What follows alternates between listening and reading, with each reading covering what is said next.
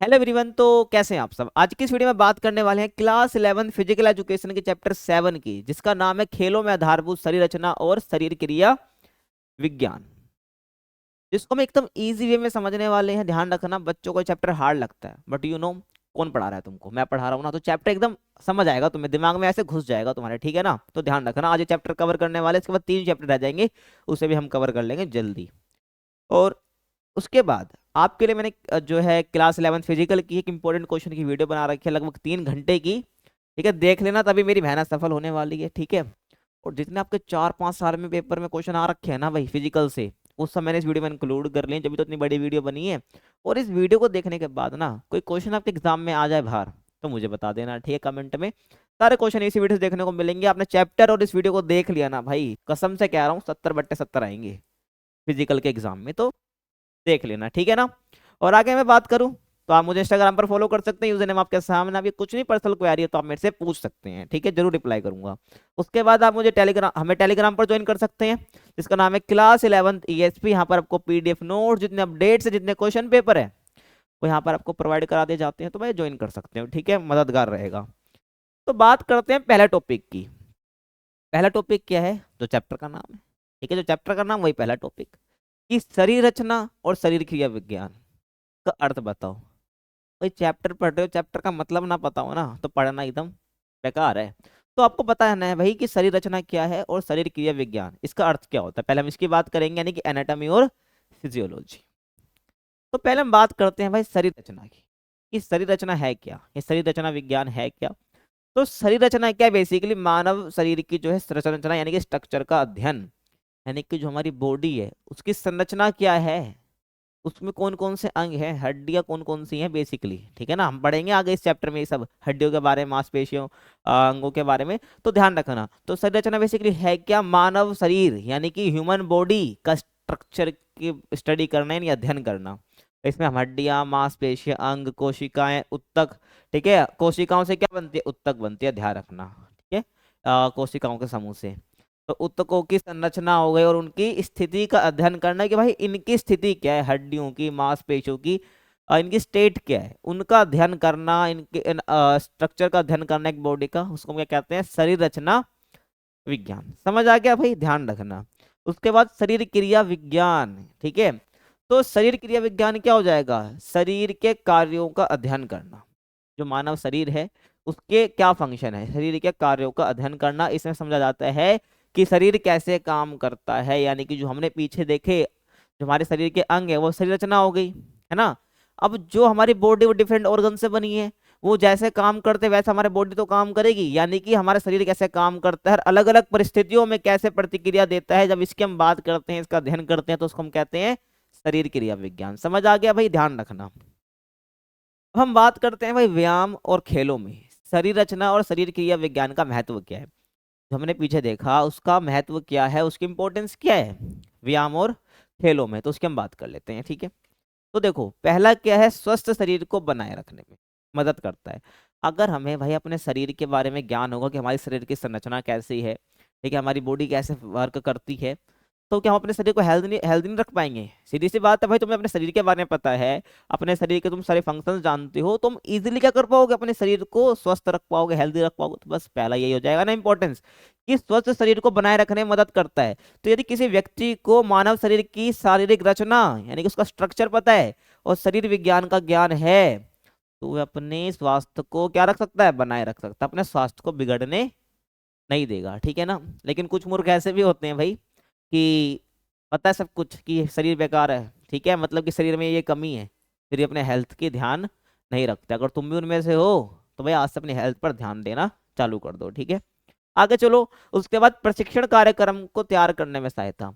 जो शरीर रचना है और जो शरीर क्रिया है ना, जो विज्ञान है, ये बेसिकली क्या है? प्रशिक्षण कार्यक्रम को तैयार करने में मदद तो करता है, तो ये भी इसकी इंपॉर्टेंस है। प्रशिक्षण कार्यक्रम मतलब कि जब हमें एक खिलाड़ी है, ठीक है, उसको क्या है, हमें उसके शरीर की संरचना के बारे में पता है कि उसकी बॉडी कैसे काम करती है। तो जब हमें ये सब पता है ना, कि उसकी बॉडी के बारे में पता है, उसकी संरचना के बारे में पता है, बॉडी की संरचना का मतलब है उसके बारे में हमें अच्छे से पता है, उसके शरीर के बारे में, वो किस खेल के लिए उपयुक्त है, किसके लिए नहीं। या मान लो जिस स्पोर्ट्स की वो उसको प्रशिक्षण देना है लेकिन उसमें वो बेहतर नहीं है, तो उसकी संरचना के अकॉर्डिंग कैसा प्रशिक्षण कार्यक्रम होगा, कैसा ट्रेनिंग प्रोग्राम होगा, वो तैयार कर सकते हैं ना। तो वही बोला गया है भाई कि शरीर रचना से और शरीर क्रिया विज्ञान से क्या होता है, ये प्रशिक्षण कार्यक्रम को तैयार करने में मदद करती है। तो खेलों में प्रशिक्षण एक महत्वपूर्ण भूमिका निभाता है। ठीक है, पता आपका भाई कि एक खेल है उसमें ट्रेनिंग तो बहुत इंपॉर्टेंट रोल प्ले करती है। और किसी व्यक्ति की शारीरिक संरचना और उसकी कार्यात्मक क्षमता को जाने बिना प्रशिक्षण कार्यक्रम विकास संभव नहीं है भाई।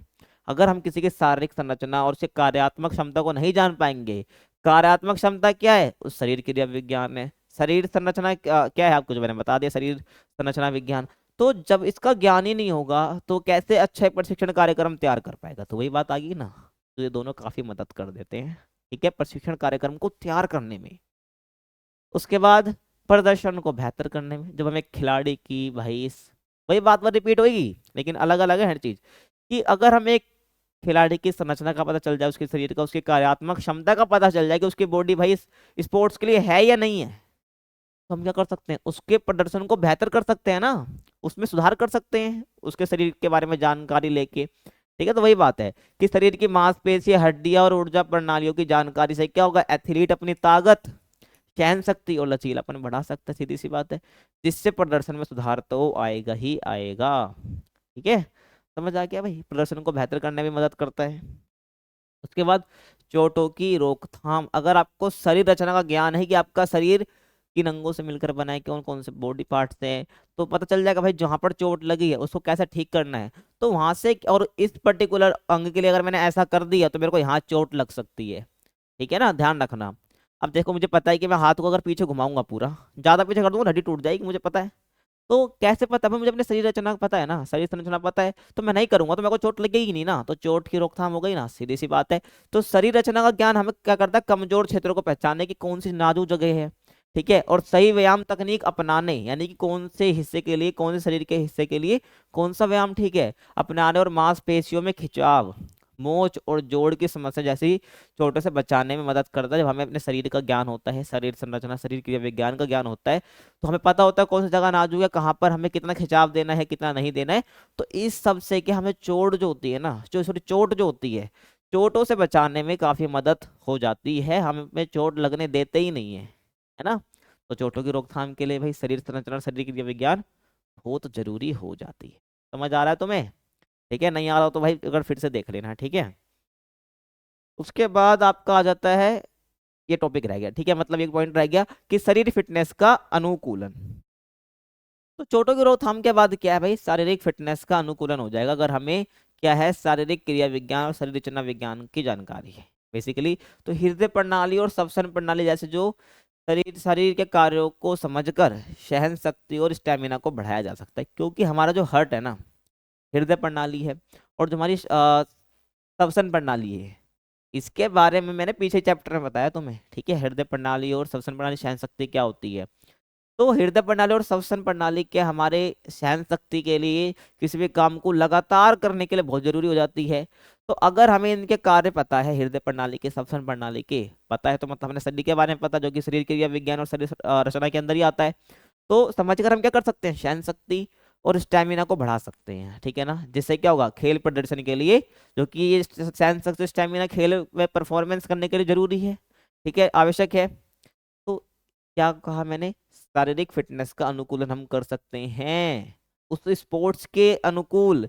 उस स्पोर्ट्स से हमें दौड़ना है, कुछ भी करना है, हमें वहां पे सहन शक्ति, स्टेमिना की ज्यादा जरूरत है, तो हमें अपनी शारीरिक फिटनेस को उसी के अनुकूल हम कर सकते हैं। फिटनेस मतलब जो शारीरिक फिटनेस है, उसी स्पोर्ट्स, उसी जो भी चीज है उसी के अनुकूल हम कर सकते हैं, ठीक है ना। अनुकूलन का मतलब यहाँ पर यही है, पर्टिकुलर उसी के लिए हम क्या कर सकते हैं, उसको शारीरिक फिटनेस को, शरीर की फिटनेस को हम बदल सकते हैं। वो कब आएगा, जब हमें हृदय प्रणाली, श्वसन प्रणाली, जो कि हमारी स्टेमिना, सहन शक्ति, हमारे कार्य शक्ति से रिलेटेड होती है, उसके बारे में हमें ज्ञान होगा। वो ज्ञान कब होगा, जो हमें शरीर रचना, शरीर क्रिया विज्ञान का ज्ञान होगा। समझ आ रहा है तुम्हें? ठीक है, तो ये आपका हो जाएगा। उसके बाद अगला जो टॉपिक है, कंकाल प्रणाली का कार्य बताओ भाई, ठीक है ना। आपका जो ढांचा है ना शरीर के अंदर, मतलब कि स्केलेटल सिस्टम, वो कंकाल प्रणाली होती है, स्केलेटल सिस्टम होता है। इसके फंक्शंस क्या है, फिर हमें हड्डियों के बारे में पढ़ना है, ठीक है, ध्यान रखना। तो देखो कंकाल प्रणाली है, ठीक है, आपके सामने में चल रहा हूँ, देखो चल रहा हूँ ना भाई, चल रहा हूँ, ये भी कर पा रहा हूँ, ठीक है। एक मेरा फिक्स एक शेप है मेरे शरीर की, वो कैसे है, इसी कंकाल प्रणाली की वजह से है। तो अपने कंकाल को क्या करना है, तुम्हें थैंक यू बोलना है, ठीक है ना भाई। तो अपना जो कंकाल है ना, हमें क्या करता है, गति में सहायता करता है, ठीक है। और क्या करता है भाई, हमें एक शेप देता है, आकार देता है, सहारा देता है, ठीक है, समझ रहे हो। और हमारे जो अंदर के अंग है, हमारा दिल है, फेफड़े हैं, ये सबको कौन मदद कर रहा है भाई, हमारा कंकाल ही तो सुरक्षित रख रहा है, हमारे अंगों की सुरक्षा कर रहा है। तो सारे काम जो है ना कंकाल प्रणाली के, मैंने तुम्हें ऐसे ही बता दिए हैं, ठीक है, ध्यान रखना। अब बोर्ड में देख लेंगे क्या दिक्कत है। तो पहला क्या है, शरीर को आकार देना। तो पहला फंक्शन ध्यान रखना है भाई, शरीर को आकार देना। बिना कंकाल प्रणाली के तुम्हारा शरीर तो भाई एक पतंग की तरह उड़ता हुआ जाएगा, ऐसे ध्यान रखना कि शरीर बचेगा ही नहीं, शरीर पहली बात तो उड़ेगा क्या।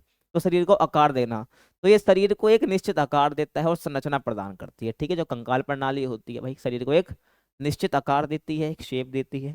एक शेप तो होता ही थोड़ी ना कि आप बड़े हुए तो आपका कंकाल थोड़ा अलग हो गया, ऐसा नहीं होता, ठीक है। जो आपकी कंकाल है, वो कंकाल प्रणाली आपको एक निश्चित आकार देती है आपके शरीर को, और एक स्ट्रक्चर देती है, संरचना प्रदान आपको करती है। उसके बाद सहारा और समर्थन, तुम्हारी जो मांसपेशियां होती है, जो हमारी मसल्स होती हैं, और तुम्हारे आंतरिक अंग है, उसको सहारा कौन देता है, ये कंकाल प्रणाली देते हैं। हमारे जितने भी इंटरनल ऑर्गन्स हैं, ठीक है, जो हमारे शरीर के अंग हैं, जो मांसपेशी हैं, और जितने भी आंतरिक अंग हैं, उनको सहारा कौन दे रही है, हमारी कंकाल प्रणाली दे रही है, सीधी सी बात है।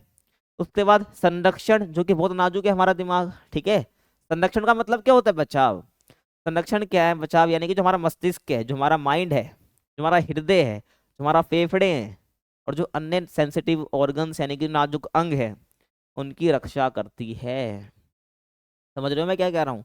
तो जो कंकाल प्रणाली जितने भी नाजुक अंग है, हमारा मस्तिष्क, खोपड़ी देख रहे हो ना ऊपर, क्या है ये, एक कवच की तरह काम कर रही है, सुरक्षा कवच के रूप में काम कर रही है हमारे मस्तिष्क को बचाने के लिए, ठीक है ना, ध्यान रखना। तो ये मस्तिष्क हमारा हार्ट हो गया, फेफड़े हो गए, अन्य जो नाजुक अंग है उसकी रक्षा करती है, यानी संरक्षण प्रदान करती है। तो शरीर का आकार, सहारा, समर्थन, संरक्षण, तीन अभी बता दिए, तीन यहाँ बता देंगे, ठीक है।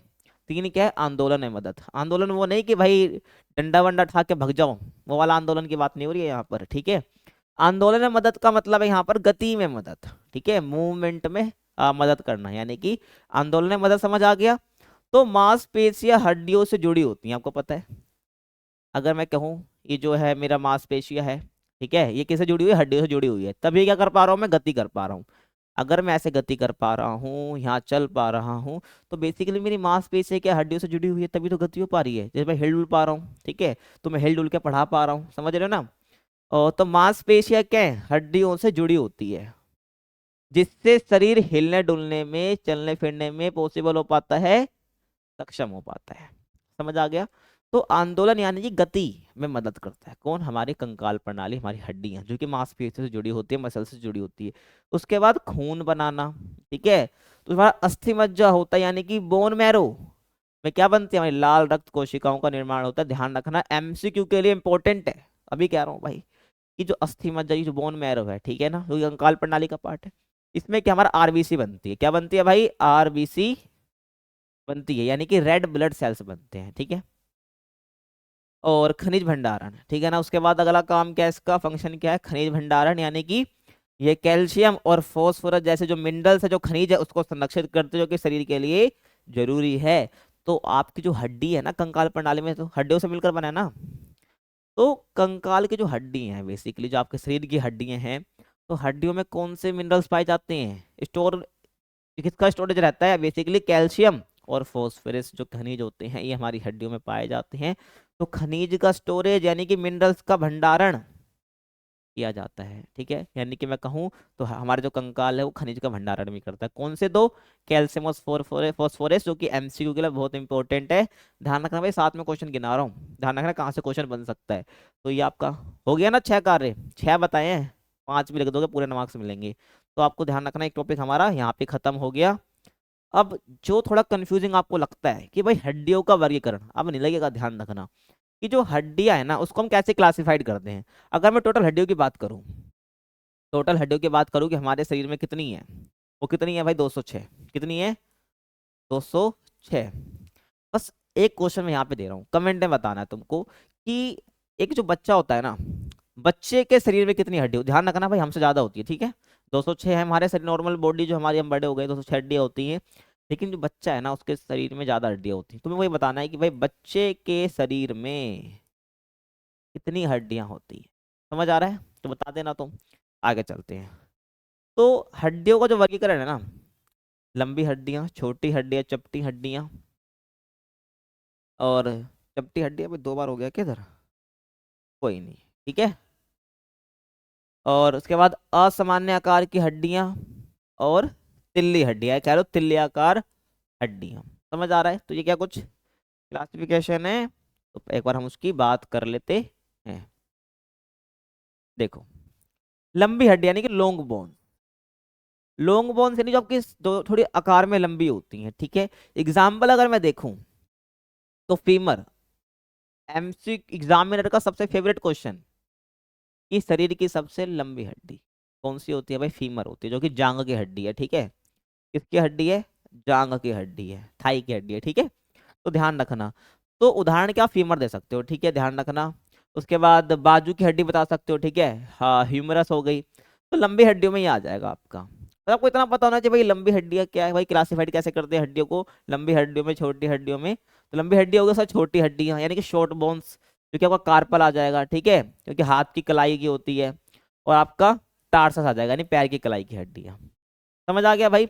अगर हम देखें शॉर्ट बोन्स, इसमें शॉर्ट बोन्स आपका ये है, ठीक है, ये देखो, ये दिख रहा है कहीं रेड रेड जो मैंने लगाया है, ये ठीक है।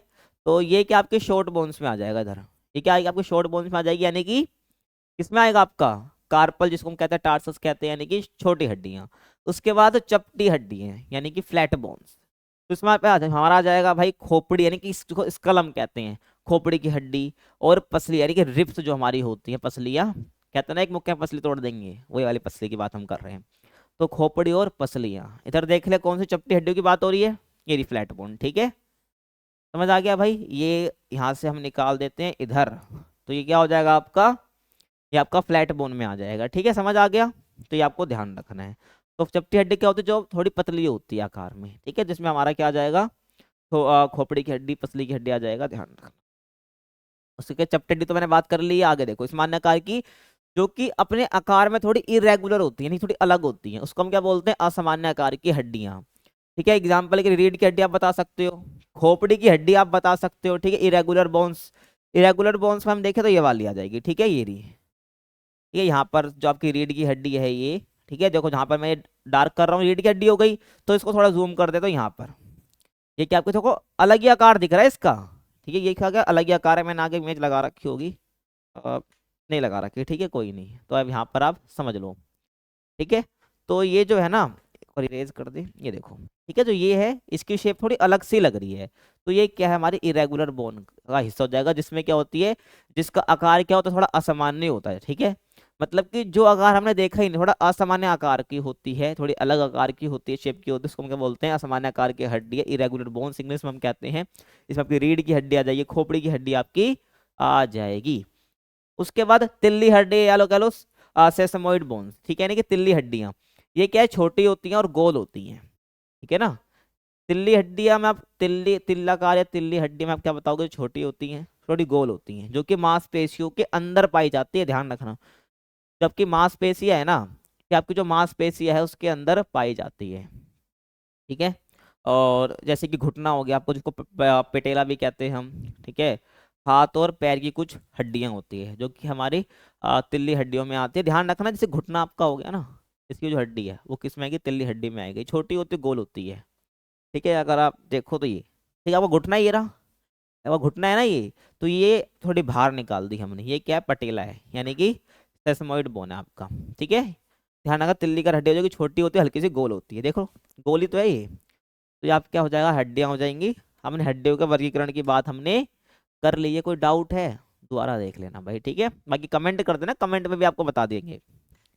उसके बाद शरीर के विभिन्न जोड़, ठीक है ना, यानी कि जॉइंट्स। आप हमारे शरीर में कौन कौन से जॉइंट्स होते हैं, यानी कि शरीर के अलग अलग जॉइंट्स की हम बात करने वाले हैं। इन्हीं जोड़ की मदद से तो आप क्या कर पा रहे हैं? मूवमेंट कर पा रहे हैं। अगर मैं अपने हाथ को ऐसे कर पा रहा हूँ, ऐसे कर पा रहा हूँ, ठीक है, और यूं कर पा रहा हूँ, यूं कर पा रहा हूँ, अपने टांग को तुम्हें दिखेगा नहीं कैमरे में, ठीक है। तो मतलब कि कह रहे हो अपने जॉइंट्स को मैं हिला डुला पा रहा हूँ या अपने मूवमेंट कर पा रहा हूँ बेसिकली शरीर की, तो जस्ट बिकॉज ऑफ जोड़ यानी जॉइंट। समझ आ रहा है? तो शरीर के विभिन्न जोड़ के बारे में हम बात करने वाले हैं। और तो शरीर के जोड़ बेसिकली जॉइंट क्या है, वे स्थान होते हैं जहाँ दो या दो से अधिक हड्डियां, बहुत बेसिक बात है यार, ठीक है ना, जहाँ दो या दो से अधिक हड्डियां मिलती हैं। देख लो जैसे कि जॉइंट एक, ये क्या एक जॉइंट है, तो ये एक हड्डी मेरी ये हो गई और एक हड्डी यहाँ पे, मतलब यहाँ की हड्डी और यहाँ की हड्डी। तो क्या है यहाँ पर दो या दो से ज्यादा हड्डियों से मिलकर क्या बना, ये जॉइंट बना मेरा कोहनी वाला, है ना। तो यहाँ पर यही बात आ जाएगी कि जोड़ क्या होता है सर, मतलब कि दो या दो से अधिक हड्डियां मिलती हैं, जब जोड़ बनता है हमारा जॉइंट बनता है।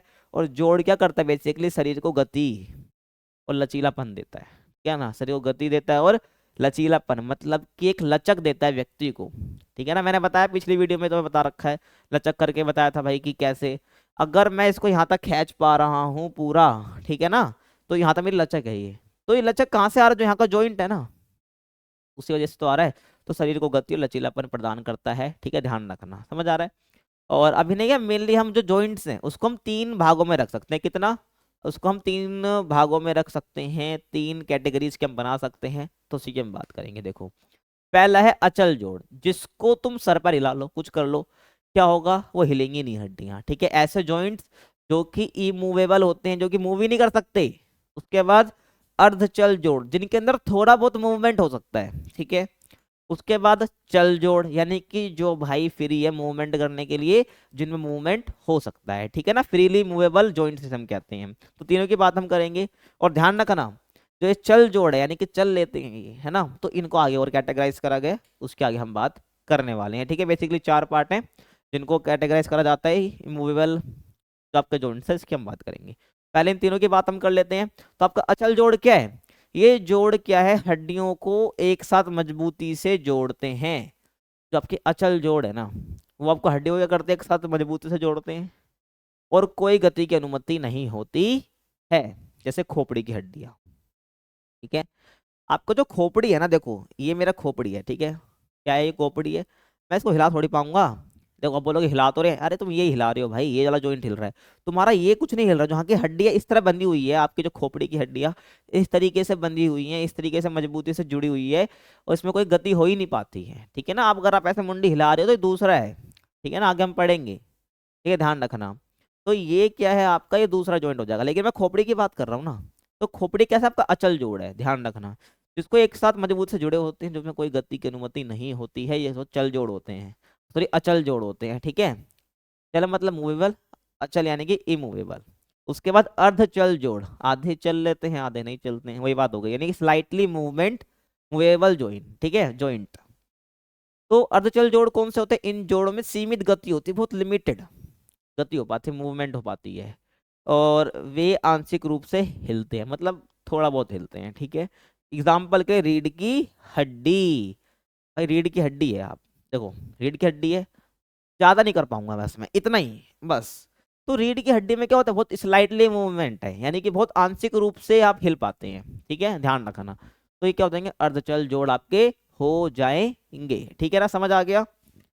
उसके बाद है चल जोड़, ये जोड़ के शरीर में सबसे अधिक गति प्रदान कर, सबसे अधिक स्पीड आपको देते हैं, मूवमेंट प्रदान करते हैं, यानी कि मूवेबल जॉइंट्स की हम बात करने वाले हैं। तो यही जॉइंट क्या होते हैं बेसिकली, शरीर में लचीलेपन के लिए जिम्मेदार होते हैं, लचीलेपन में सहायक होते हैं, और शरीर को गति देने में सबसे अधिक, तो चल जोड़ कहते हैं इनको। तो बेसिकली चार इनके प्रमुख भाग होते हैं। तो पहले हम बात करते हैं गेंद और सॉकेट जोड़, यानी कि बॉल एंड सॉकेट जॉइंट भी इनको हम कहते हैं, ठीक है, ध्यान रखना। समझ आ गया, गेंद और सॉकेट जोड़ होता है।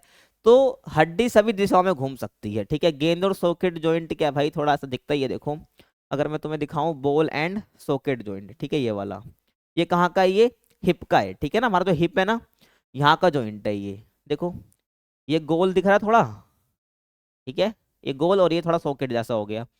तो गोल एंड सॉकेट जोड़ इसको कहते हैं, ये सभी दिशाओं में घूम सकती है। देखो तुम्हारी जो ये जो कूले है ना, कूले, ये इसमें ये गेंद और सॉकेट जोड़ मिलता है। तुम अपनी टांग को ना पूरा नीचे तक ऐसे राउंड राउंड में घुमा सकते हो, ठीक है, मैं घुमा रहा हूँ, तुम्हें दिख ही नहीं रहा भाई, ठीक है। तो यहाँ पर मैं घुमा सकता हूँ ना, तो बेसिकली मैं हड्डियों को सभी दिशाओं में घुमा सकता हूँ। अरे यहाँ छोड़ो, यहाँ भी तो बॉल एंड सॉकेट जॉइंट है हमारा, ठीक है। ये क्या है, हमारे जो कंधे जुड़े हुए हैं ना, यहाँ पर भी बॉल एंड सॉकेट जॉइंट है। तो यहाँ पर भी मैं कर सकता हूँ, देखो सभी दिशाओं में घुमा पा रहा हूँ ना मैं, वही बात आ गई।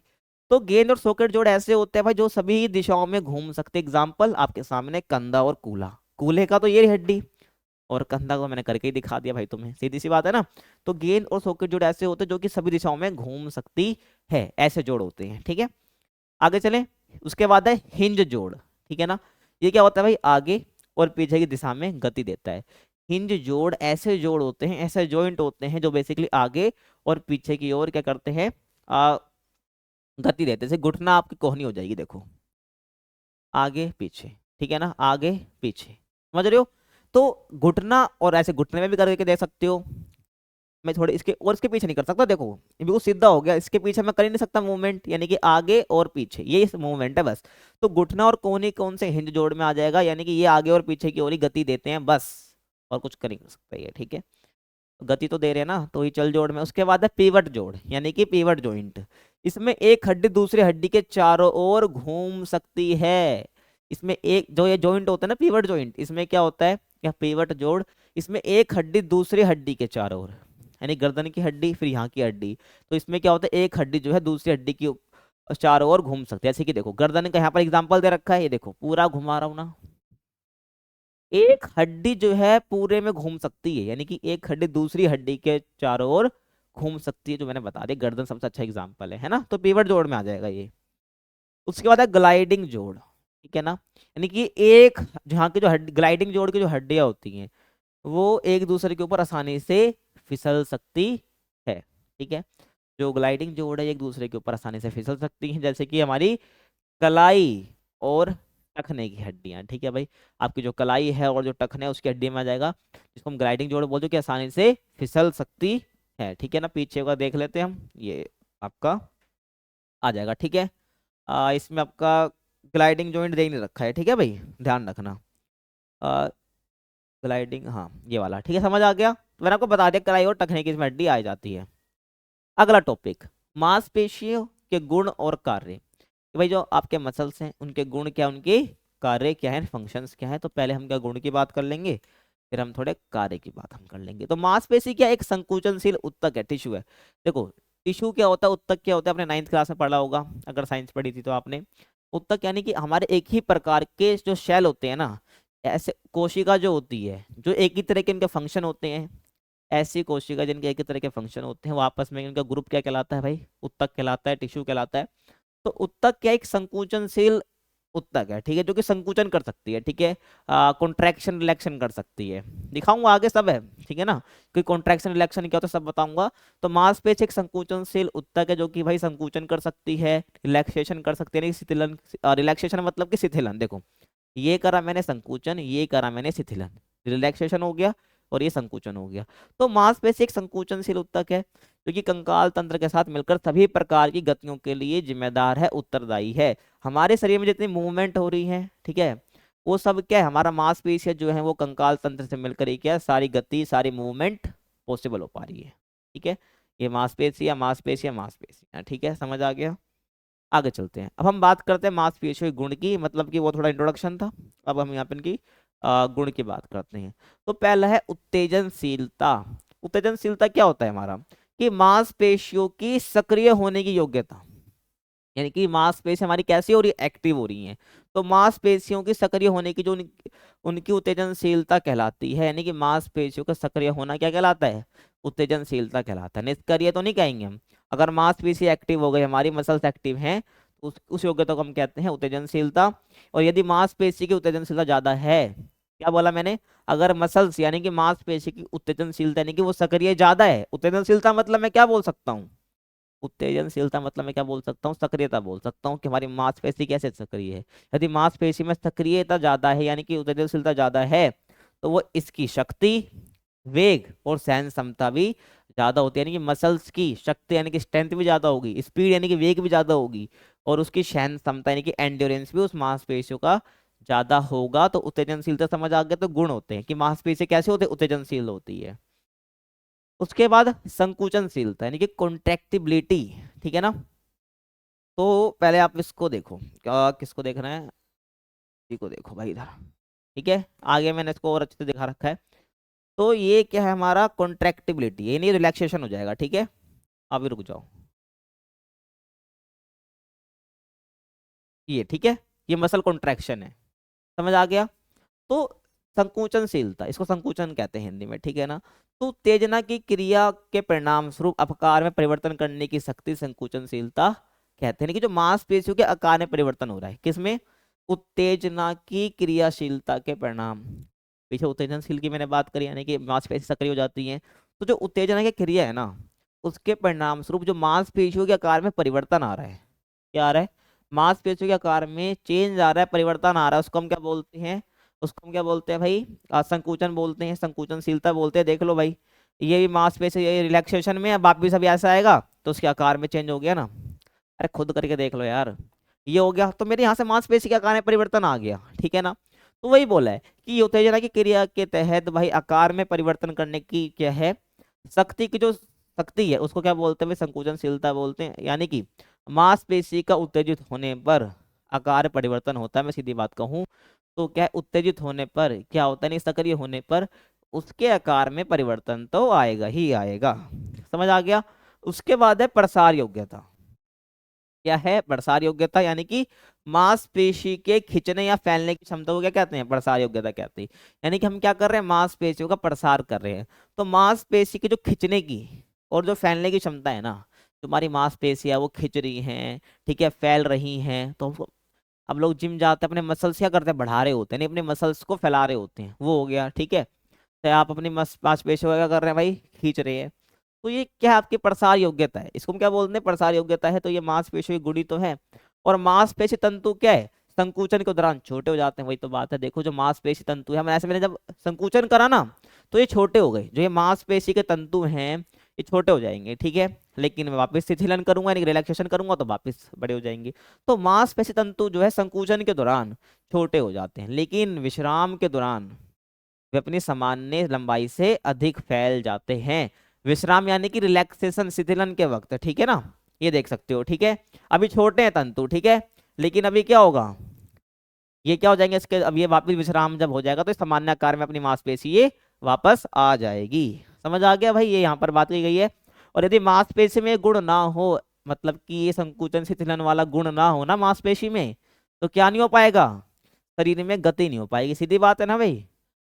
अगर भाई ये सब पॉसिबल ही नहीं है, संकुचन वाला, रिलैक्सेशन वाला, तो क्या होगा, गति पॉसिबल हो पाएगी, गति हो ही नहीं पाएगी, हाथ ऐसे ही रहेगा या तो ऐसे ही रहेगा, सीधी सी बात है। तो मांसपेशी का ये गुण ना हो तो भाई यदि तो शरीर में क्या हो, गति संभव नहीं हो पाती है, सीधी सी बात है, समझ आ गया। तो ये आपको ध्यान रखना है, ये हो गया भाई। उसके बाद है लचीलापन। तो खिंचाव और प्रसार, खिंचाव प्रसार की हमारी प्रसार योग्यता है, ठीक है ना। तो खिंचाव और प्रसार की क्रिया के बाद मांसपेशी रेशों का अपने मूल आकार में फिर से लौट जाना, यानी पुनः लौट आना ही लचीलापन होता है। मतलब कि यार तुमने खिंचाव करा, मान लो मैं यहाँ तक अपने क्या कर रहा हूँ, मांसपेशी का खिंचाव कर रहा हूँ, अब वापिस आ रहा हूँ, तो मेरी क्या था, लचीलापन ही तो था। मैं पीछे तक ले गया, अपना पूरा मुड़ गया, मैंने मांसपेशी का खिंचाव करा, वापिस अपनी जगह पर आ गया, तो लचीलापन ही तो है। तो इसी को कहते हैं, ये भी क्या हो रहा है, मांसपेशी की वजह से तो हो रहा है। कंकाल मांसपेशियां मिलकर क्या कर रही है, लचीलापन कर पा रही है, लचक को दे रही हैं। तो खिंचाव और जो प्रसार की क्रिया है उसके बाद मांसपेशियों का अपने मूल आकार में फिर से आना ही क्या कहलाता है, लचीलापन कहलाता है। यदि मांसपेशी में लचीलापन का गुण ना हो, क्या बोला मैंने, अगर मांसपेशी में लचीलापन का गुण ना हो तो मांसपेशी क्या हो जाएगी, एक बार खिंचाव के बाद उसी अवस्था में रह जाएगी। कहने का मतलब है, तुमने बचपन में बालवीर वगैरह देखा होगा, उनमें एक दादा होता था उनका, जो कि अटक जाता था कभी भी, तो वही वाली बात आ गई, ठीक है ना। तो जो मांसपेशी एक बार खिंचाव के बाद अगर लचीलापन का गुण ना हो ना मांसपेशी में, तो क्या होगा, एक बार खिंचाव हो गया उसके बाद वो उसी अवस्था में रह जाएगा, ठीक है, उसी अवस्था में वापस वो आ ही नहीं पाएगा। क्योंकि लचीले लचक के कारण ही क्या होता है, हम अपना शरीर का खिंचाव करते हैं मांसपेशियों का, फिर अपने उस स्थान पर वापस आ जाते हैं, इसी को हम लचीलापन बोलते हैं। अगर ये गुण ना हो तो खिंचाव के बाद वो वापस अपने उसी स्टेट में, उसी अवस्था में वापस वो नहीं आ पाएगा, ठीक है, समझ आ गया। उसके बाद है मांसपेशियों के कार्य, यानी कि फंक्शंस ऑफ मसल, इसकी हम बात कर लेते हैं। देखो, तो पहला है गतिशीलता, बहुत आसान है। यह मांसपेशियों का प्रमुख कार्य है, क्योंकि मानव शरीर में जो गति हो पा रही है तभी संभव है जब मांसपेशी में संकुचन हुआ हो, संकुचन उसका गुण है, संकुचन के कारण गति हो पा रही है, ध्यान रखना भाई।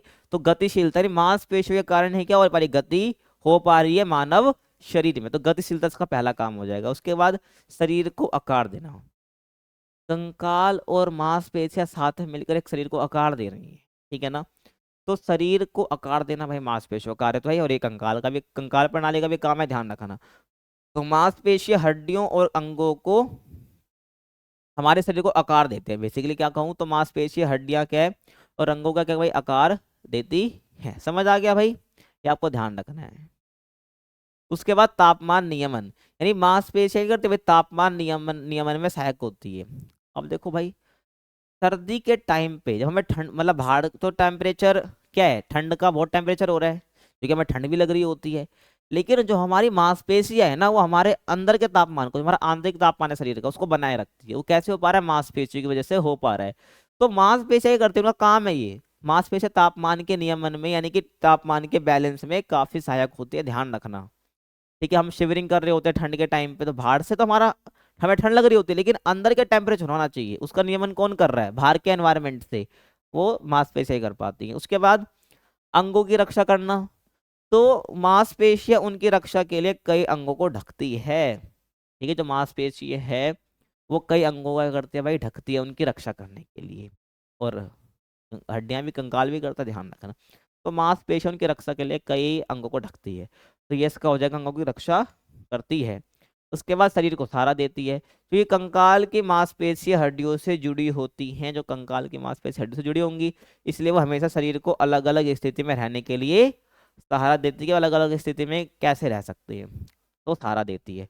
तो देख रहे हो, लगभग आपका जो कंकाल प्रणाली के काम है हल्के फुल्के, वो इसमें भी आप कर सकते हो, लेकिन ये लैंग्वेज है ना, ये चेंज हो जाएगी, ध्यान रखना भाई बस, ठीक है। उसके बाद अगला जो टॉपिक है आपका परिसंचरण तंत्र और हृदय संरचना के, और संरचना और कार्य, यानी कि आपका जो सर्कुलेटरी सिस्टम है, यानी कि परिसंचरण तंत्र, और आपका जो हृदय है, ये हार्ट, उसका स्ट्रक्चर की बात हमें करनी है, संरचना की बात हमें करनी है, और कार्य की बात हमें करनी है, फंक्शन की बात करनी है। समझ आ गया। देखो, जो परिसंचरण तंत्र है, मतलब कि आपकी जो पूरी बॉडी है, अलग अलग ऑर्गन्स है, अलग अलग शरीर के हिस्से जो हैं, वहाँ तक खून का पहुँचना, ठीक है, मतलब रक्त पहुँच रहा है, और उसके बाद आपको जितना भी न्यूट्रिशन आपकी हर डिफरेंट बॉडी पार्ट्स तक जा रहा है, ठीक है, और उसके बाद ऑक्सीजन भी जो आपकी बॉडी पार्ट्स में जा रहा है, उसके लिए जिम्मेदार कौन है, परिसंचरण तंत्र, हमारा पूरा जो पूरा एक सिस्टम बना हुआ पूरी बॉडी में, और एक हमारा हार्ट यानी हृदय, ध्यान रखना, उसके स्ट्रक्चर की बात हम करने वाले हैं, और कार्य। और ध्यान रखना, हमारी बॉडी में ऑक्सीजन वगैरह सब चलेगी, उसके बाद जो अपशिष्ट बनता है ना कार्बन डाइऑक्साइड के रूप में, जिसको हम डी ऑक्सीजनेटेड ब्लड कहते हैं, वो वापिस आता है हमारे हार्ट में, ठीक है, फिर से प्योरीफाई होता है, फिर ये पूरा सर्कुलेशन चलता ही रहता है, ध्यान रखना। तो इसको परिसंचरण तंत्र कहते हैं, और हृदय की संरचना हम देखेंगे, फिर इसके फंक्शन की बात हम करने वाले हैं। तो परिसंचरण तंत्र की बात करूं, तो शरीर एक महत्वपूर्ण तंत्र है भाई, शरीर का एक इंपॉर्टेंट सिस्टम है, ध्यान रखना, जो कि रक्त यानी कि ब्लड, पोषक तत्व यानी कि न्यूट्रिशन, और ऑक्सीजन और हार्मोनों को शरीर के अलग अलग भागों तक पहुंचाता है, ठीक है। तो परिसंचरण तंत्र में बोलूँ ना, तो उसमें मेरे तीन हिस्से आ जाते हैं। तो हमारा परिसंचरण तीन तीन हिस्सों से मिलकर बना है। किससे, हमारा हार्ट, ठीक है, हमारा दिल जो हमारी कभी सुनता नहीं, उसके बाद हार्ट के बाद आपका क्या आ जाएगा, धमनी, ठीक है, और शिराएं। बेसिकली ये तीन चीज तो आपको ध्यान रखनी है, जो कि आपकी होती ही होती हैं इसमें, आपका परिसंचरण तंत्र में, ठीक है, ध्यान रखना।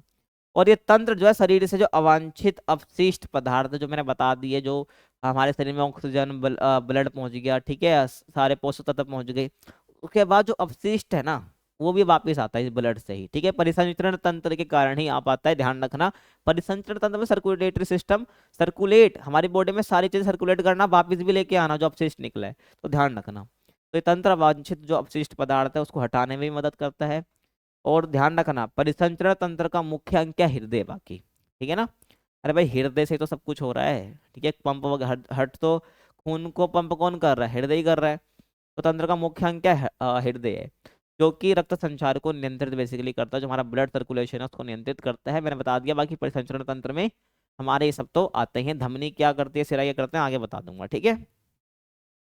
तो देखिए, परिसंचरण तंत्र क्या, धमनियों और सिराओं की संख्या से मिलकर बना हुआ है। बेसिकली मैं कहूँ परिसंचरण तंत्र, हर्ट भी आता है, लेकिन पूरा जो हमारे शरीर में खून जा रहा है, ठीक है, न्यूट्रिशन जा रहे हैं, वापिस भी आ रहे हैं, ठीक है, अवांछित पदार्थ जो अपशिष्ट हैं, जो वेस्ट मटेरियल है बेसिकली, तो वो कैसे आ रही है, सर्कुलेटरी सिस्टम की वजह से आ रहा है। धमनी और सिराओं का एक बेसिकली संख्याओं से मिलकर बना हुआ है हमारा परिसंचरण तंत्र। तो अगर मैं धमनियों की बात करूँ ना, धमनियों की बात करूं तो हमारे शरीर में ऑक्सीजनित, ठीक है ना, क्या ऑक्सी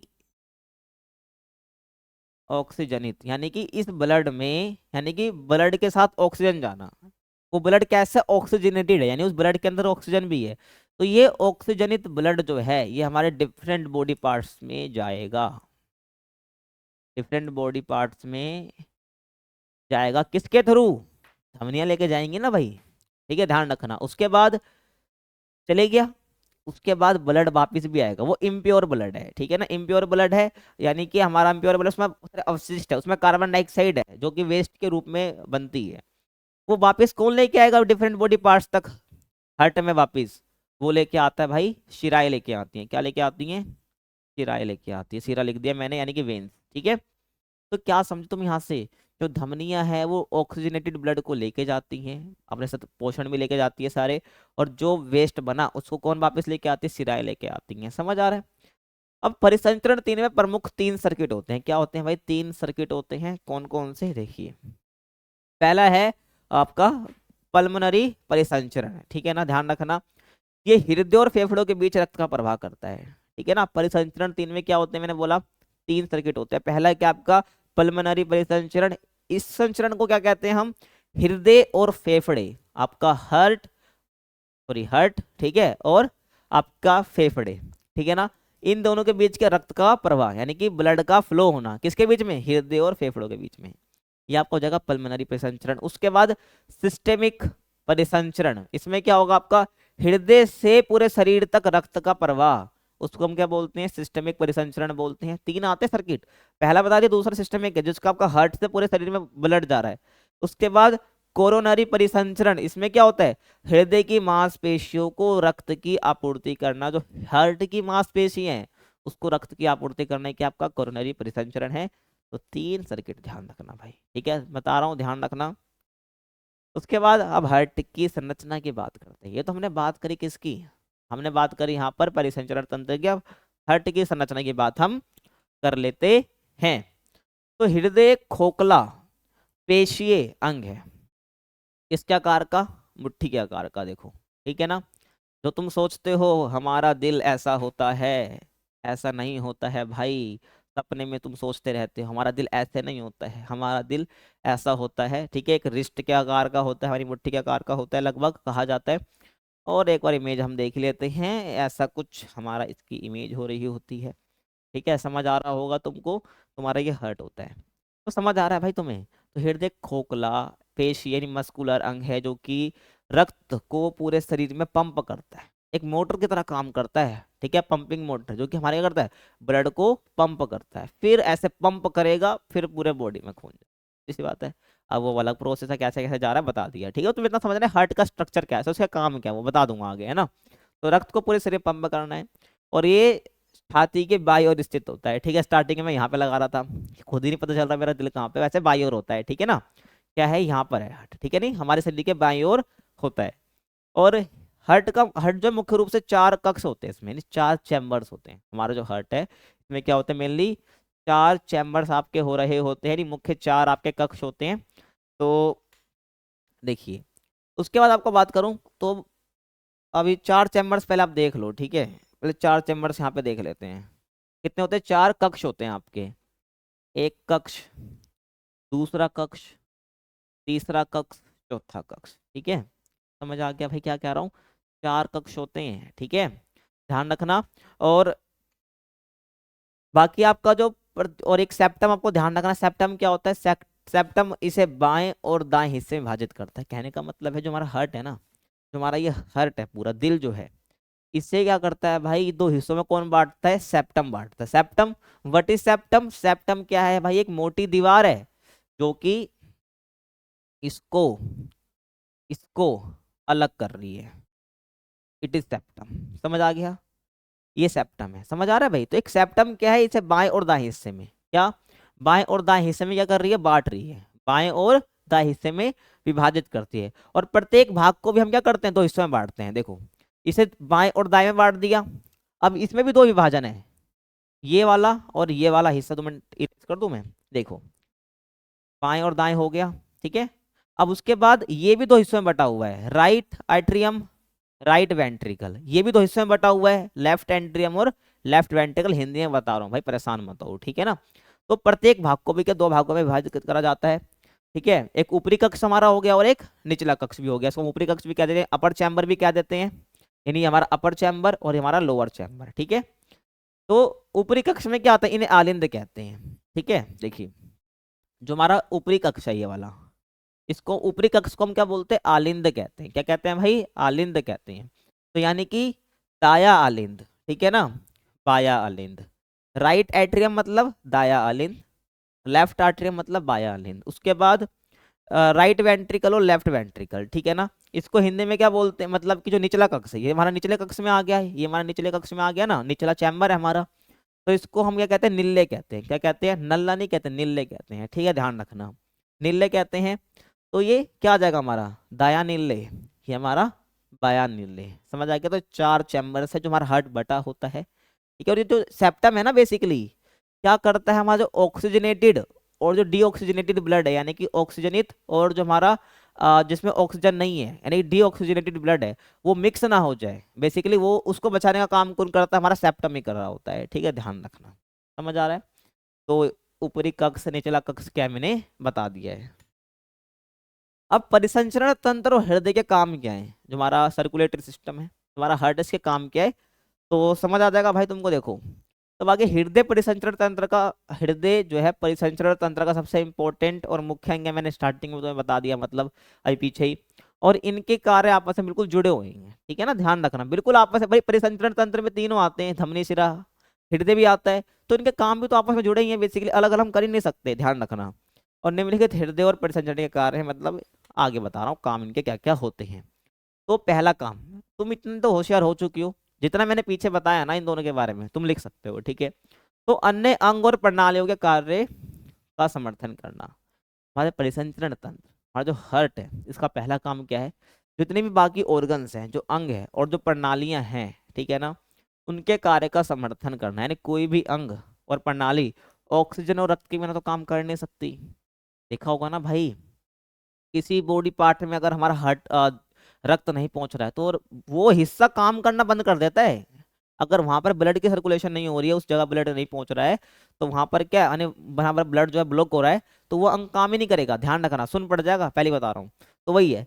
तो अन्य अंग और जो प्रणालियां वो काम कर पा रही है, वो बेसिकली किसके लिए, हार्ट और परिसंचरण तंत्र की वजह से काम कर पा रही है, क्योंकि वो रक्त पहुंचा पा रहे हैं ना, रक्त यानी ऑक्सीजन भी उस अंग तक पहुंचा पा रहे हैं, किसकी मदद से, रक्त में मिलकर ऑक्सीजन जाता है और बॉडी पार्ट्स तक पहुंच जाता है। तो कोई भी अंग जो है और प्रणाली जो है, सिस्टम हमारे बॉडी का, वो ऑक्सीजन और रक्त के बिना तो भाई कार्य कर ही नहीं सकता। और परिसंचरण तंत्र क्या करता है, शरीर के अलग अलग अंगों तक ऑक्सीजन और रक्त पहुंचाता है, जो कि बता दिया मैंने, और उन्हें कार्य करने में मदद करता है। तो पहला काम ये हो जाएगा। उसके बाद रक्त का पंपिंग, तो ये हार्ट का काम हो गया ना। तो दोनों में आपको ये लिखना है सब में कि भाई जो हार्ट है ना, वो क्या करता है भाई, संकुचित होकर, देखो मान लो ये हार्ट है, ठीक है, संकुचित हुआ, इनने जो ब्लड को पंप किया, ठीक है। तो हृदय संकुचित होकर, हृदय क्या कर रहा है भाई, संकुचित होकर क्या है, शरीर में लगातार रक्त को प्रवाहित कर रहा है। संकुचित होना ही हार्ट का क्या, पंपिंग है हार्ट की। तो हृदय संकुचित होकर क्या करता है, शरीर में लगातार रक्त को फ्लो करवाता है, प्रवाहित कराता है, और जीवन भर बिना रुके चलता है। तुम तो भाई रुक जाते हो काम करते करते, हमारा जो दिल है ये रुकता ही नहीं, जो मानता भी नहीं, ठीक है, समझ रहे हो। और औसतन मानव हृदय जो है ना, प्रति मिनट कितना, 72 बार धड़कता है, ठीक है, ध्यान रखना। एक औसतन हमारा 72 बार धड़कता है एक मिनट में, जिसे हृदय दर यानी कि हार्ट बीट कहा जाता है, या हार्ट रेट कहा जाता है, सॉरी बीट नहीं, हार्ट रेट कहा जाता है, ठीक है ना, ध्यान रखना, समझ आ गया। उसके बाद रक्त का परिसंचरण, यानी कि सर्कुलेशन या सर्कुलेट द ब्लड, ध्यान रखना। तो हमारे से परिसंचरण परिसंचरण तंत्र करता है क्या, रक्त का परिसंचरण करता है, यानी कि सर्कुलेशन करता है। तो हृदय रक्त को पंप करता है बेसिकली, और परिसंचरण तंत्र क्या करता है, इसे तीन अलग अलग सर्किटों के माध्यम से पूरे शरीर में पहुंचाता है। वो तीन सर्किट वही है जो पीछे मैंने बताया है, परिसंचरण तंत्र में बता दिया भाई, यहाँ थोड़ी बार बार लिखूंगा तुमको, वही चीज है। कि भाई मैंने बताया था हृदय से फेफड़े के बीच में कैसे जा रहा है, फिर पूरी बॉडी में जा रहा है, ठीक है, फिर हृदय की मांसपेशियों में खून ब्लड कैसे जा रहा है, वो ऐसे ही तो जा रहा है, वो परिसंचरण तंत्र तो जा रहा है। तो रक्त का परिसंचरण कैसे हो रहा है? जब हार्ट क्या करता है, रक्त को पंप करता है, और परिसंचरण तंत्र के जो 3 सर्किट है जिसको विभाजित कर रहे हैं, वो शरीर के विभिन्न भागों तक रक्त को पहुंचाता है, ठीक है। 3 सर्किट को तुम वहीं से पढ़ लेना जो मैंने पीछे बता दिया। आगे चलते हैं। उसके बाद शरीर के परिवहन तंत्र के रूप में कार्य करना। भाई पूरा मूवमेंट, जब खून शरीर में इधर से जा रहा है, इधर जा रहा है, उधर जा रहा है, यानी ब्लड सर्कुलेशन हो रहा है ना, तो शरीर के परिवहन तंत्र के रूप में काम करना। किसका? परिसंचरण तंत्र क्या काम करता है? तो परिसंचरण तंत्र शरीर के परिवहन प्रणाली के रूप में कार्य करता है। तुम्हारा परिसंचरण तंत्र है शरीर के परिवहन प्रणाली के रूप में काम करता है, और ये कोशिकाओं तक क्या करता है भाई? ऑक्सीजन और पोषक तत्वों को पहुंचाता है। तो स्टार्टिंग में 10 बार बोल चुका हूँ यार मैं, ठीक है। ये कोशिकाओं तक ऑक्सीजन और पोषक तत्वों को पहुंचाता है, और अवांछित अपशिष्ट पदार्थों को बाहर भी निकालता है, अरे वापिस भी तो लेके आता है, ठीक है, इम्प्योर को। तो ध्यान रखना। तो यही बोला है कि भाई परिवहन के रूप में, परिवहन तंत्र के रूप में काम करता है हमारा परिसंचरण तंत्र। उसके बाद सक्रिय मांसपेशियों को अधिक ऑक्सीजन की आपूर्ति। देखो, जब हम दौड़ रहे होते हैं ना, हमारे जो पैर की मसल होती है, यानी कि लेग की जो मसल होती है, बहुत सक्रिय हो रही होती है उस टाइम पे, तो उसको ज्यादा ऑक्सीजन की जरूरत होती है। और ध्यान रखना, जब हम ज्यादा चल लेते हैं, भाग लेते हैं ना, तो हमारे तो दर्द होने लग जाता है पैरों में, यानी कि उसके अंदर उतनी मात्रा में ऊर्जा बची नहीं है, ऑक्सीजन पहुंच ही नहीं रहा है। तो हमें क्या करना होता है? तो उतनी मात्रा में ऑक्सीजन चाहिए होती है, तो सक्रिय मांसपेशियों को अधिक ऑक्सीजन की आपूर्ति भी कौन करता है? ये कौन करता है? हमारा परिसंचरण तंत्र ही करता है। ध्यान रखना, तो इसका काम ही है ना। तो आपने देखा होगा आपको क्रैम्प्स आने लग जाते हैं, ठीक है, आपके पैरों में दर्द होने लग जाता है, वो इस वजह से होता है क्योंकि उसमें ऑक्सीजन की कमी होगी ना, क्योंकि जितनी ऊर्जा, जितना ऑक्सीजन उसके अंदर था, वो आपने उससे ज्यादा यूज कर लिया। ध्यान रखना। तो जब हम शारीरिक गतिविधियां करते हैं तो सक्रिय मांसपेशियों को अधिक ऑक्सीजन चाहिए होता है हमारे बाकी हिस्से के मुकाबले। और परिसंचरण तंत्र क्या करता है? केशिकाओं के माध्यम से सक्रिय मांसपेशियों तक अधिक रक्त पहुंचाता है, ठीक है, कैपिलरीज के माध्यम से, ठीक है। बस ध्यान रखना, ये केशिकाओं के माध्यम से क्या होता है, जो है सक्रिय मांसपेशियों को रक्त पहुंचाता है, ठीक है, ऑक्सीजन पहुंचाता है, ठीक है, समझ आ गया। अगला टॉपिक हमारा, ठीक है, ध्यान रखना। आप सोच रहे हो यार फिजिकल पढ़ने आए थे, साइंस पढ़ रहे हैं, एक दो चैप्टर आपकी हैं, ठीक है ना, ये आपका चैप्टर पूरा साइंस ही एक तरह से, ध्यान रखना। श्वसन तंत्र की संरचना और कार्य, यानी कि स्ट्रक्चर ऑफ रेस्पिरेटरी सिस्टम और फंक्शन बताओ, है ना। तो श्वसन तंत्र की संरचना और कार्य आपको बताने, नेक्स्ट टॉपिक है हमारा ये। देखो, अगर मैं श्वसन तंत्र की बात करूं, श्वसन तंत्र क्या है? हमारे शरीर का एक महत्वपूर्ण तंत्र है, हमें पता है, उसके बिना रह नहीं पाएंगे। तो ये क्या कर रहा है भाई? ऑक्सीजन को ग्रहण कर रहा है। कौन कर रहा है? परिसंचरण, सॉरी, श्वसन तंत्र ही कर रहा है। तो क्या भाई, ये क्या कर रहा है भाई? भारी वातावरण से ऑक्सीजन को प्राप्त करके शरीर को उपलब्ध कराता है, ठीक है ना। हमारा जो रेस्पिरेटरी सिस्टम है, जो यहाँ से चालू होता है, ध्यान रखना, नाक से स्टार्ट हो रहा है, तो वो क्या कर रहा है भाई? ऑक्सीजन को भारी वातावरण से ग्रहण कर रहा है और शरीर को उपलब्ध कराता है, ठीक है। और ये अंग और ऊतकों का एक नेटवर्क है, ठीक है, जो हमारा ये रेस्पिरेटरी सिस्टम है, श्वसन तंत्र है, ये हमारा अंगों का, ऊतकों का एक नेटवर्क है, जो हमें सांस लेने में सहायता करता है, जिसके बारे में बात हम कर रहे हैं। सभी अंगों की बात करेंगे जिससे हमारा क्या रेस्पिरेटरी सिस्टम बना है, श्वसन तंत्र बना है। तो संरचना की बात करेंगे, संरचना मतलब क्या, कौन कौन से हिस्से आते हैं उसकी हम बात कर रहे होंगे। तो श्वसन तंत्र में अलग अलग अंग और भागों से मिलकर बना है, जो कि कैसे हैं, इस प्रकार है। पहला है मुख और नाक। पहला क्या है हमारा? मुख और नाक। तो ये श्वसन तंत्र की शुरुआत है, जब हम कहते हैं ना रेस्पिरेटरी सिस्टम, तो ये बिल्कुल स्टार्टिंग है, जो कि भारी वातावरण से वायु को शरीर के अंदर खींचता है। तो मुख और नाक क्या है? ये पहली स्टार्टिंग है हमारे श्वसन तंत्र की, जहां से क्या कर रहा है, जो ऑक्सीजन है वो हमारे शरीर के अंदर आ रहा है, ग्रहण कर रहा है। मुख और नाक समझ आ गया। अगर यहाँ पर हम देखें ये, ठीक है, तो जो ये है नाक, ठीक है, तो यहाँ से क्या हो रहा है, हमारा क्या कर रहे हैं, भारी वातावरण से ऑक्सीजन को ले रहे हैं। उसके बाद आता है साइनस, ठीक है। साइनस क्या है? तो नाक की हड्डियों में स्थित खोखले स्थान। अगर मैं बोल रहा हूँ साइनस, तुम बोलोगे नाक की हड्डियों में खोखले स्थान, ठीक है, जो हमारे सांस में नमी और तापमान को नियंत्रित करने में सहायता करते हैं, ठीक है भाई। जो हमारी सांस में क्या करते हैं? नमी और तापमान, ठीक है, नमी यानी समझते ह्यूमिडिटी, और तापमान को नियंत्रित यानी बैलेंस करने में, कंट्रोल करने में मदद करते हैं। साइनस अगर मैं आपको दिखाऊं, ये हो जाएगा, ठीक है, ये। तो आपने जैसे ही ऑक्सीजन लिया, सांस लिया, तो साइनस क्या करते हैं भाई? नमी और तापमान को नियंत्रण करने में मदद करते हैं, और ये खोखले स्थान होते हैं। ये हमारी हड्डी है नाक की, इसमें ये खोखला स्थान है। ठीक है, ध्यान से देखना भाई, पीडीएफ जब दूंगा ना तो इसको ध्यान से देख लेना एक बार। ठीक है, तो ये आपका साइनस हो जाएगा। आगे चले, साइनस हो गया अपना, रेस्पिरेटरी सिस्टम के पार्ट पढ़ रहे हैं। उसके बाद है ग्रसनी। क्या है? क्या हमारा भाई ग्रसनी है। तो ग्रसनी क्या है? ये नाक, मुंह और श्वास नली के बीच एक पुल का कार्य करती है। जो हमारी ग्रसनी है ना, ये करती है भाई नाक, मुंह और श्वास नली, दिखाऊंगा पीछे, ठीक है, वापिस चलेंगे इमेज में भी, का पूरा कार्य करती है। और वायु प्रवाह को, जो ऑक्सीजन हमने ली है ना, वायु का फ्लो करने में काफी सुगम बनाती है, यानी स्मूथली क्या हो पाता है, वायु का प्रवाह हो पाता है। ठीक है ना भाई। तो ग्रसनी क्या है? नाक, मुंह और श्वास नली के बीच में। श्वास नली अब आगे पढ़ा रहा हूँ, पहले एक बार ग्रसनी को हम देख लेते हैं वापस। ठीक है, आपकी ग्रसनी, ठीक है, यहाँ पे देख सकते हो। ठीक है भाई, ये पूरी श्वास नली है, ये आपकी क्या हो जाएगी, आपकी ग्रसनी हो जाएगी। ठीक है, आपका भाई यहाँ पे वापस आ जाओ। उसके बाद है श्वास नली। ठीक है, तो ये 10 से 13 सेंटीमीटर लंबी एक नली होती है। अगर मैं श्वास नली की बात करूं, जो कि क्या है, 10 से 13 सेंटीमीटर लंबी एक नली होती है, जो कि ग्रसनी से जुड़ी होती है। पीछे मैंने दिखाया ना, ये श्वास नली हो गई आपकी। ठीक है, विंड पाइप हो गया, ये क्या आपके ग्रसनी से जुड़ी हुई है, ग्रसनी से जुड़ी हुई है। समझ आ गया? कितनी होती है मैंने बता, 10 से 13 सेंटीमीटर लंबी होती है, जो कि ग्रसनी से जुड़ी होती है, और निचले सिरे पर ब्रैकियल ट्यूब में विभाजित हो जाती है। और आ गई, हम क्या ब्रैकियल ट्यूब के बारे में पढ़ने वाले हैं। तो वापिस एक बार 2 मिनट इमेज लगा रखी है, ये देखो। ठीक है, तो ये जो ग्रास नली है ना, ये आगे जाके किससे विभाजित हो रही है, निचले सिरे में ब्रैकियल ट्यूब। ठीक है ना, ब्रैकियल ट्यूब में क्या हो रही है, विभाजित हो रही है हमारी ये श्वास नली। ठीक है, समझ आ गया। तो आप यहाँ पर देख सकते हो हमारे भाई, ये क्या है, हमारे ब्रोकियल्स ट्यूब है, ये बट गया ना, देखो ये सब के, तो वही है ये। ठीक है, जो मैं बता रहा हूँ मैं, ये हो गया अपना, ये है। ठीक है, यानी कि ब्रोंकियल ट्यूब। तो ये श्वास नली के निचले हिस्से से जुड़ी होती है, जो ब्रोंकियल ट्यूब है श्वास नली के निचले हिस्से में होती है, और फेफड़ों में प्रवेश करते, दिखा दिया, अंदर फेफड़े में घुस चुके थे। ठीक है ये, और जहाँ ये दो भागों में बट जाती है। ठीक है, अभी आगे देख लेंगे दोबारा। उसके बाद फेफड़े की हम बात करते हैं। तो फेफड़े श्वसन तंत्र का मुख्य अंग है, जैसे परिसंचरण तंत्र का हृदय था, और ये दो होते हैं। ठीक है, और मतलब फेफड़े श्वसन तंत्र का मुख्य अंग होता है, ये दो होते हैं, देखो ना, दो ही तो है हमारे फेफड़े। ठीक है, ध्यान रखना।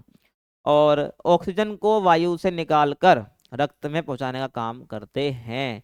जो फेफड़े हैं ये ऑक्सीजन को वायु से निकाल, क्योंकि हम क्या कर रहे हैं भाई, वायु पूरी एयर है ना, उसमें ऑक्सीजन भी और बाकी गैसेस भी जो हम ले रहे हैं, तो ये क्या करते हैं भाई, ऑक्सीजन को वायु से अलग निकाल कर रक्त में पहुंचाने का काम करती है। ठीक है, ध्यान रखना। उसके बाद ये क्या, हमारा ब्रोंकियोल्स। ठीक है ना, तो ध्यान रखना भाई, ये ब्रोंकियल ट्यूब की छोटी शाखाएं होती हैं, जो फेफड़ों के अंदर स्थित होती हैं। ठीक है, और हवा को एल्वियोली तक पहुंचाती है। देखो यहाँ पर एक एल्वियोली आ गया, आगे हम बात करने वाले हैं। तो ब्रेंकियल ट्यूब की मैंने बात करी थी, जो कि श्वास नली के बाद दो हिस्सों में बट गई थी। ठीक है, एक बार देखते हैं। ठीक है, ये देखो, ये हमारी श्वास नली, ये दो हिस्सों में, 2 मिनट इसको इरेज करते हैं। ठीक है, ये देखो, ये आई, दो हिस्सों में बट गई, ये ब्रेंकियल ट्यूब है। अब मैंने ब्रोंकियल्स की बात करी, ये क्या है, ये आगे और छोटे छोटे हिस्सों में बट गई। ठीक है, बट गई ना, ये दो में बटी, फिर उसके बाद आगे और बट गई, ये क्या हमारा ब्रोंकियल्स है। उसके बाद वो एल्वियोली तक पहुंच रहा है। ठीक है, और एल्वियोली क्या है, ये है, देखो अगर मैं इसको यहाँ पर जूम कर दूं, ये क्या हमारा एल्वियोली होती है ये।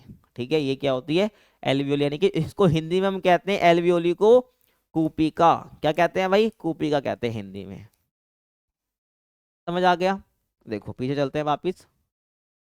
हाँ ये रहा। ठीक है, तो एल्वियोली तक पहुंचाते हैं, तो फेफड़ों के अंदर स्थित होती हैं ब्रोंकियल ट्यूब। ठीक है, ब्रोंकियल्स ट्यूब की छोटी शाखाएं होती है, जो मैं दिखा दी, ब्रांचेज होती हैं, जो कि फेफड़ों के अंदर होती हैं भाई, और ये हवा को क्या है, एल्वियोली तक पहुंचाती है। अब एल्वियोली जिसको हम कूपिका कहते हैं हिंदी में, जो कि क्या, ये फेफड़ों में स्थित छोटे वायु कोश होते हैं, छोटे छोटे वायु कोश होते हैं, जो कि ऑक्सीजन और कार्बन डाइऑक्साइड का आदान प्रदान रक्त कोशिकाओं के साथ होता है। तो ये एल्वियोली से क्या होता है कि जो आपका ऑक्सीजन और कार्बन डाइऑक्साइड का आदान प्रदान क्या होता है, इस एल्वियोली से ही हो रहा होता है। फिर जो है ऑक्सीजन हमारे परिसंचरण तंत्र के जरिए रक्त में मिल जाता है, और फिर हमारे बॉडी पार्ट्स में पहुंच जाता है। ठीक है, उसके बाद डायाफ्राम, इसको कैसे भूल सकते हैं भाई। ठीक है ना, तो एल्वियोली दिखा दी थी, डायाफ्राम क्या होता है, डायाफ्राम को तो मैं यही दिखा देता हूँ। ठीक है, तुम्हें दिख रहा होगा भाई, हम जब सांस लेते हैं ना, तो जो नीचे का हिस्सा ये बन रहा है, ठीक है, सांस लेना मेरे साथ, तो जो नीचे का एक झुकाव बन रहा है ना हमारे फेफड़ों में, ये डायफ्राम होता है, ठीक है। तो एक पेशीय अंग है जो कि सांस लेने के दौरान संकुचित होता है, संकुचित हो गया, ठीक है। ये तो हमारा ये क्या डायफ्राम है, तो ये बोले एक पेशीय अंग है जो कि सांस लेते ही क्या होता है, संकुचित होता है, ये वाला हिस्सा, ठीक है, ध्यान रखना। और नीचे की ओर फैलता है, ठीक है। यानी कि ये एक पेशी अंग है जो कि सांस लेने के दौरान क्या होता है भाई, संकुचित होकर नीचे की ओर फैलता है, जिससे छाती की गुहा का आकार बढ़ता है। यानी कि जो छाती का गुहा है ना, इसका आकार बढ़ गया, देखो छाती की पूरा ये आकार बढ़ रहा है जब मैं सांस ले रहा हूं तो। और ये नीचे की ओर इसका क्या हो रहा है, फैलता है। और वायु फेफड़ों में प्रवेश करती है, जो वायु है वो फेफड़ों में प्रवेश कर जाती है। तो डायाफ्राम आपका ये हो गया, ठीक है, ये क्या आपके डायाफ्राम हो गए। समझ आ गया, ये आपकी एल्वियोली हो गई, समझ आ रहा है। और ये क्या आपका ब्रोंकियल्स है, ठीक है भाई, देखो ये आपको दो हिस्सों में डिवाइड हो गई, ये ब्रोंकियल्स ट्यूब, उसके बाद ये क्या आपके ब्रोंकियल्स है जो कि मैंने बता दिया, उसके बाद एल्वियोली का हिस्सा आ जाता है अपना, ठीक है। ये हो गया आपका, ठीक है, समझ आ गया होगा। अब हम बात करते हैं श्वसन तंत्र के काम यानी कि फंक्शंस। समझ आ रहा है भाई, देखो तो पहला काम क्या है, बहुत आसान है यार, सबको पता होता है, सांस लेने और छोड़ने में मदद करना। ये पहला काम बताओगे कि भाई जो श्वसन तंत्र है इसका काम क्या है। ये हमारे शरीर में श्वसन प्रणाली का मुख्य कार्य क्या है, सांस लेना यानी इनहेलेशन, और सांस छोड़ना यानी कि एक्सहेलेशन, ठीक है, एक्सहेल और इनहेल का काम कैसे कर पाते हैं, श्वसन तंत्र की वजह से हम कर पाते हैं। उसके बाद ऑक्सीजन का पहुंचाना, ठीक है। तो ऑक्सीजन जीवन के लिए बहुत जरूरी है, हम सबको पता है, नहीं पता हो तो अगर रोक के देख लेना, ठीक है, पता चल जाएगा तुम्हें, अरे रोकना मत, ठीक है ना। तो ऑक्सीजन जीवन के लिए आवश्यक होती है, जो कि श्वसन तंत्र जो है रक्त के माध्यम से ऑक्सीजन को शरीर की कोशिकाओं तक पहुंचा देता है। ये हम बता चुका हूँ कैसे पहुंचती है ना। तो ऑक्सीजन को पहुंचाना भी क्या है, ये हमारा श्वसन तंत्र के जरिए ही हो पाता है, ठीक है। तो श्वसन क्या है, श्वसन तंत्र रक्त के माध्यम से ऑक्सीजन को शरीर में पहुंचा देता है। उसके बाद अपशिष्ट गैसों का निष्कासन, तो वायु को बाहर निकालने के साथ हमारा श्वसन तंत्र कार्बन डाइऑक्साइड सहित अपशिष्ट गैसों को शरीर के बाहर भी निकालता है। हम क्या करते हैं, ऑक्सीजन लेते हैं और कार्बन डाइऑक्साइड छोड़ते हैं, जो कि क्या हमारे शरीर द्वारा बनाया गया, डिफरेंट बॉडी पार्ट द्वारा बनाया गया क्या है, एक अपशिष्ट है। ऑक्सीजन लेते हैं, ठीक है, और जब हम छोड़ते हैं इसको तो वो कार्बन डाइऑक्साइड होता है जो कि वेस्ट होता है, जो कि अपशिष्ट की कैटेगरी में आता है। तो इसको हम शरीर से बाहर भी निकालते हैं। तो ये भी तुम्हारा श्वसन तंत्र ही कर रहा है, ध्यान रखना। ऑक्सीजन कहाँ से आ रहा है, कहीं और से थोड़ी तुम छोड़ रहे हो कार्बन डाइऑक्साइड, तो कहाँ से छोड़ रहे हो, हमने श्वसन तंत्र यहीं से छोड़ रहे हैं, ठीक है। मुंह से छोड़ रहे तो नाक से छोड़ रहे, जो कि एक श्वसन तंत्र का पार्ट है, ये हो जाएगा हमारा। उसके बाद वायु मार्ग की, सॉरी यहाँ पर हमारा है क्या, तापमान में नियमन, तापमान के नियमन में मदद करता है। तुम्हारा तापमान है उसके नियमन, उसके बैलेंस में मदद करता है। यानी कि ये हवा को शरीर के तापमान से मेल खाने के लिए हम गर्म करता है। ये जो हवा है ना भाई, हवा को क्या करता है, जो हमारे शरीर के तापमान से मेल खा जाए, हमारा जो शरीर का टेम्परेचर है उससे मेल खा जाए, इसके लिए करता है भाई ये गर्म करता है। और विभिन्न पर्यावरणीय परिस्थितियों में हमारे शरीर की नमी के स्तर को क्या करता है भाई, मॉइस्चराइज भी करता है। तो हमारे शरीर की नमी के स्तर को, जो हमारे शरीर का जो नमी है, जो मॉइस्चराइजर है, जो ह्यूमिडिटी है, उसके अनुसार ये करता है, मॉइस्चराइज भी करता है इस हवा को, तब जाके हमारे शरीर में पहुंचती है, ठीक है। सब करता है श्वसन तंत्र, ये ध्यान रखना। उसके बाद वायु मार्ग की रक्षा करना, जो हमारा वायु मार्ग है इसकी रक्षा भी करना है, कौन है, श्वसन तंत्र ही करता है। तो नाक में बाल हमारे वायु मार्ग को हानिकारक पदार्थों और जलन से बचाते हैं। तो जब तुम सांस ले रहे हो तो तुम्हारी नाक में बाल भी होते, सबको पता है होते हैं ना। तो बेसिकली क्या कर रहे हैं, इन बालों का काम क्या है, जो हानिकारक पदार्थ हमारे वातावरण में हम ले रहे हैं, ऑक्सीजन ले रहे हैं, तो बाकी ये सब भी हानिकारक पदार्थ भी आएंगे। तो इनको रोक कौन रहा है, ये हमारे क्या नाक में जो उपस्थित बाल होते हैं यही रोक रहे हैं। तो वायु मार्ग की रक्षा हो गई ना, ये हमारे शरीर में नहीं जा रहे हैं इसलिए हो गया, ठीक है। तो नाक के बाल हमारे वायु मार्ग को हानिकारक पदार्थों से और जलन से बचाते हैं। तो वायु मार्ग की रक्षा भी श्वसन तंत्र ही कर रहा है, समझ आ गया भाई, ठीक है। और ये चैप्टर भाई तुम्हारा खत्म हो गया, ठीक है। बाकी चैप्टर के मुकाबले थोड़ा बड़ा है ये, तुम्हें समझ आ गया होगा। वीडियो कैसी लगी कोई कमेंट में जरूर बताना, ठीक है ना। और चैप्टर खत्म, तुमको मजा ऐसे ही आ रहा होगा जैसे मुझे भी मजा आ रहा है, ठीक है ना। बाकी वीडियो पसंद आई तो भाई चैनल को लाइक करो, कमेंट करना एक प्यारा सा, और वीडियो को लाइक कर सकते हो। बाकी मिलते हैं तो अगली वीडियो में, तब तक के लिए कीप वॉचिंग।